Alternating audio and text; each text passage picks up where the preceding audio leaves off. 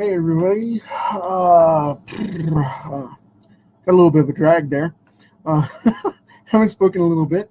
Hey everybody, Brad Linder back at you with another live card. I decided to do another one because I was working late, and before I called it, decided to put this one on just after midnight, so you guys would have it bright and early this morning whenever you get a chance to watch it. Going to share this over with the channel. Hey Kevin, going to share this over with the channel and let you guys watch what's going on, and like always, so hang with me just a second while I put it over on the page, and then I will get started on coloring this and knocking it out. So I figured, like I said, I would do something different this time because of the fact that normally I don't do these very early on the weekend at all, but I decided to do something a little different this time and get it knocked out as soon as possible so you guys could see it first thing when you wake up in the morning, showing up like Saturday Claus. So anyway, coloring in this visor real quick, got that out of the way. Now I'm going to go in and do something really cool. I'm going to do like I did on Silver Surfer here, and I'm going to add in a little bit of pink here and there. And I know this is going to be a little awkward at first, but if you saw my Silver Surfer card episode, this is pretty cool. This is the same thing I do here that I did with him, and it makes a metallic effect like nothing else. So I'm just going to kind of brush in some pink here and there and go from there. And this is SteelWill, one of the twins on the Silverhawks team. His sister Steelheart is on the team as well, and they have more of a purple hue to their armor rather than just solid gray, and it's not necessarily a heavy blue look. So that's why I'm going with the Silver Surfer type of approach. So now this is his sports helmet because he was a big football player at one time. Was in law enforcement, I believe, and then was in football, or vice versa. But either way, he was involved in both in the original series. So that's why I'm doing the football stripes with the gray and the blue in here in just a minute. But for starters, we're going to lay down. I'm going to move my lamp a little bit. It's pinging my camera, but it's too close. But the reason I'm putting in the pink though is because there's different oxidized elements in processed metals, and it gives off a pink hue that you don't normally see in the light of like space or something like that. But in this case, we're going to add it anyway because there's false light there, just like in comics there's false light for the cartoon. So that's why you're going to get that effect. Okay, and this is the edge of his shoulder right here. That's what I'm going for here. Go ahead and fill that in. I'm just trying not to saturate because I'm going to put a bunch of other colors on here, and I don't want to smudge it in to where it doesn't take any more of the wax. So trying to keep that simple and clean. You know, Kevin, I do too. I have that entire series. Hey Jimbo, thanks for stopping on, man. I do too. I have that entire series. Now I'm going to use a little bit different blue here for the highlight mix, and then I'm going to show you guys what's going on. But I'm just going to put this on one side, kind of like an undershadow, and it'll blend together when I cross it with the purple and the gray and the black and all that. But I just want to put it across one side to kind of give it that element filter of the different chemicals that make up the armor. So it'll start to come together here real quick because there's not much to this, and just like the surfer piece, it'll come off real fast and knock that out. I'm going to put a little bit of an edge right there, kind of bring it together, and then I'll go down like this. I'll go across that area like that. Since that's a massive piece of armor, I'll bring in a little more to it to make it pop up.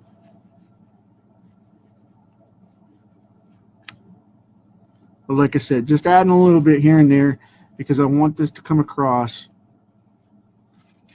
as different elements of the metal's makeup in the alloy that makes their armor.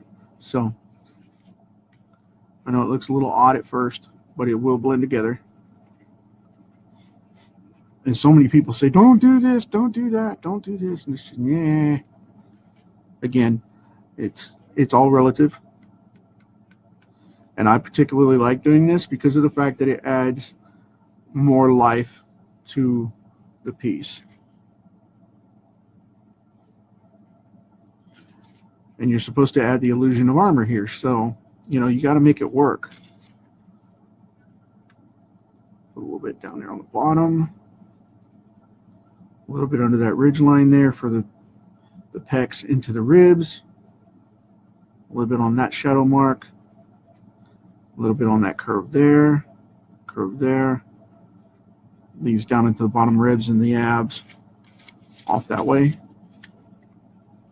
Going to thicken that up just a little bit. Now, cool. We've got that going.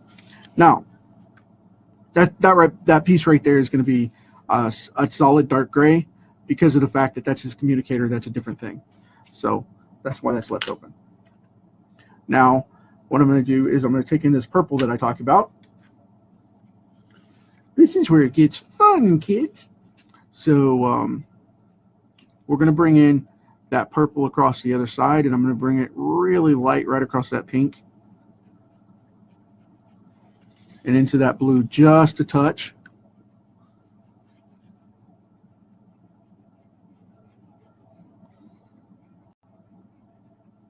So we've got that going on now. And like I said, I know that looks a little funky right now, but trust me on this, it will look cool when it pops up. All right.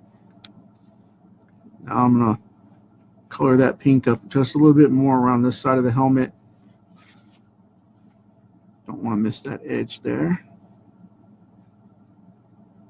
So I'm going to put that right there like that.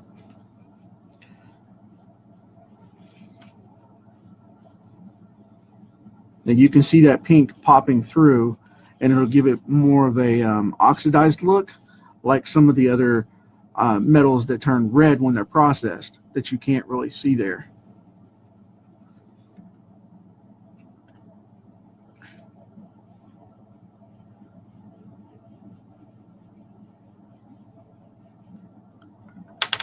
I missed adding that blue in there, and I just wanted to throw that down real quick. I'm going to get this visor bar right across here.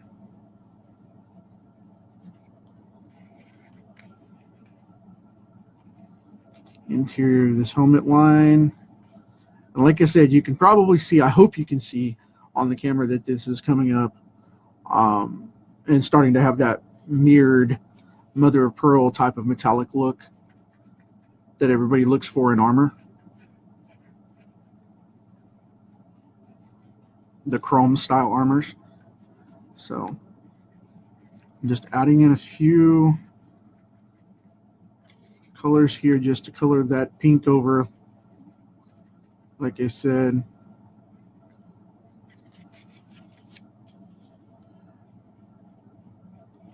There we go.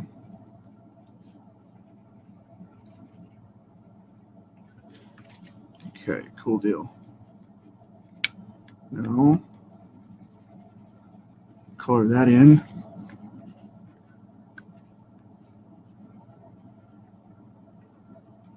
Trying to watch my directional pattern and make sure I stay pretty stable with it. There we go, cool. I'll catch this, mix that down like that. Cool deal. Okay. Now, we've got some more elements showing. All that fun stuff's in there. I get down here at the old rib cage, and the yabba dabba's under the pecs up here. Got that shoulder, got that arm, got that shoulder, got that arm. Cool deal. Now we are ready for the next phase, which is my personal favorite, the gray.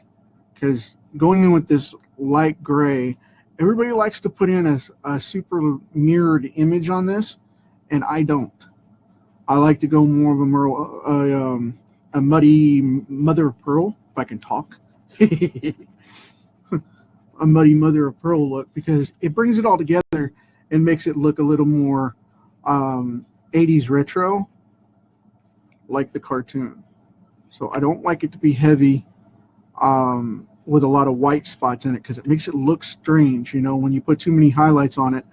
Because that's one thing I always picked about with the series, because of the fact that when they did that, it was false light, and I didn't understand it when I was a kid. You know, when this was actually on TV, I didn't understand the light control yet, and I couldn't figure out why on Earth or otherwise out in space in this particular case that they would put false highlights on the character. And the reason they did that was to make light so that you could see it, because if it was truly out in space, you wouldn't be able to. There's no light, so you know, space is a vacuum. The only light you see is the light that you have. And if you're on the dark side of a planet or whatever, it's not going to show up, because the sun is blacked out, you know, from that shadow of whatever planet you're at. So it came into common play, and you know, that science works into the artwork really, really quick, because you have to have that understanding to make this kind of stuff happen. So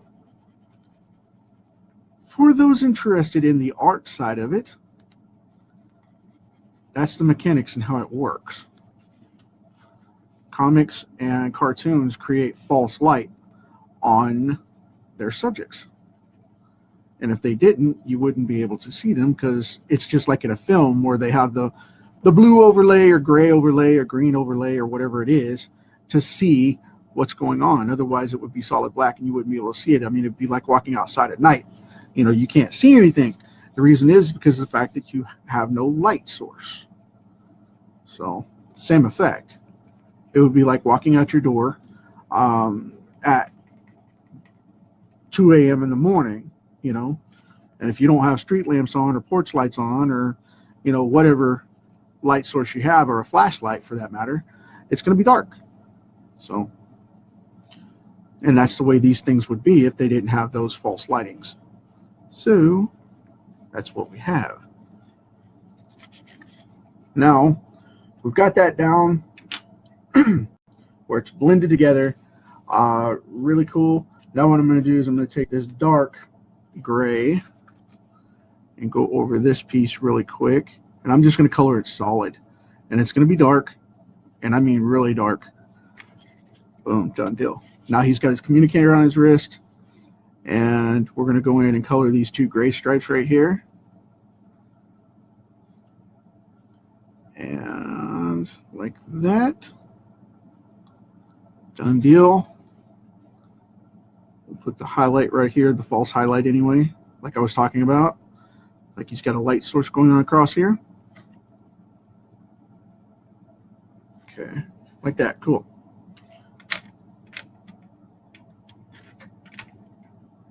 I will take this light one and go over that where it blends together. It gives that lighter gray. Now I will go in with this lighter blue right here. This is more of a royal blue, actually. I wanted to go a little bit lighter than that, but I decided to grab this one instead. So there you have it. Now we have that one. I'm going to go across with a little bit lighter blue,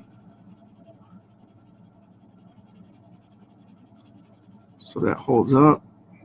Boom, done deal. Now I'm going to do the flesh color, and then I'll grab the dark blue, the dark gray, and do the shadows on the armor real quick, and we'll go for it. But I'm going to do the flesh tone real quick.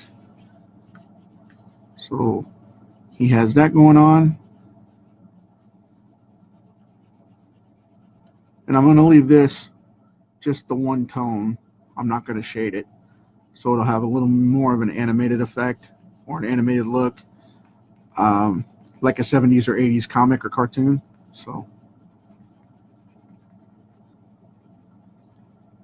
I do like doing these across the board to where they have mixed colors. I mean, you guys have seen enough of my cards to know, enough of my pieces to know how I like to color these things in different variations depending on the piece itself. But in this one, I like it to stick because of the cartoon style, the animated style that it has. So I want to stay true to that. And besides, the flat one tone of the monotone of the flesh color, and then the black back here, it makes the color kind of come out a little more, where you can see those things going on. Now I'm going to come in and put in a couple of shadow ridges here real quick, and that's where we're going to call it done, just like that. Nothing real heavy, just making it stand up just a little bit.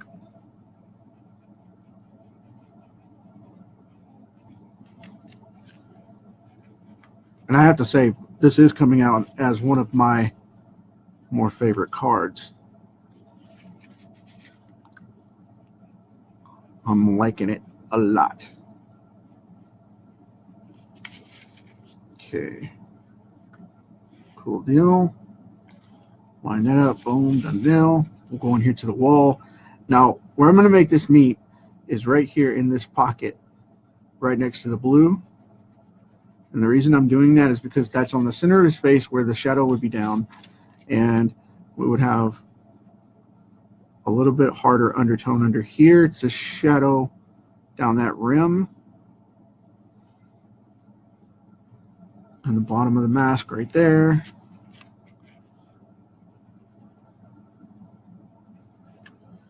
Right in these corners. And then right across here, but this is a light, so you don't want to block it too much. You just want to make a little bit of that lip, and that's it.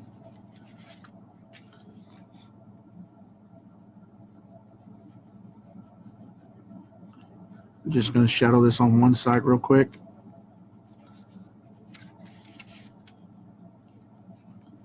Make that kind of stand out.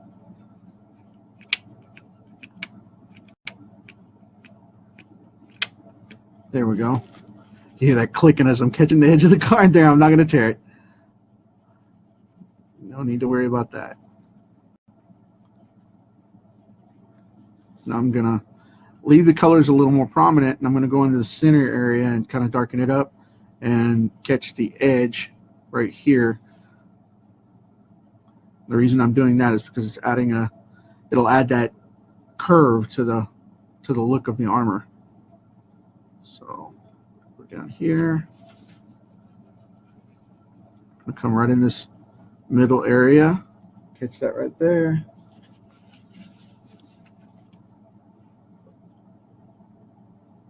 Thanks, man. I appreciate it. Getting a couple of compliments here and there. I appreciate that.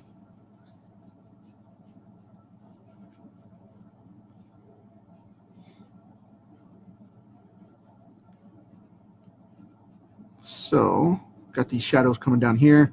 Now I'm going to put this one right here in the joint and leave it alone right there. That's it.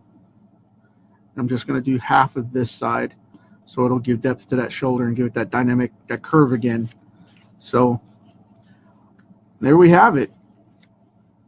Make sure we got everything here. Get these ear pieces just a little bit. Okay, cool deal. I'm going to leave that as is. Like I said, I'm not going to shadow the hand. I want to leave it open. There we go. I'll flatten this out and press it as I always do with these things. So I think it's going to be a good one for the collection.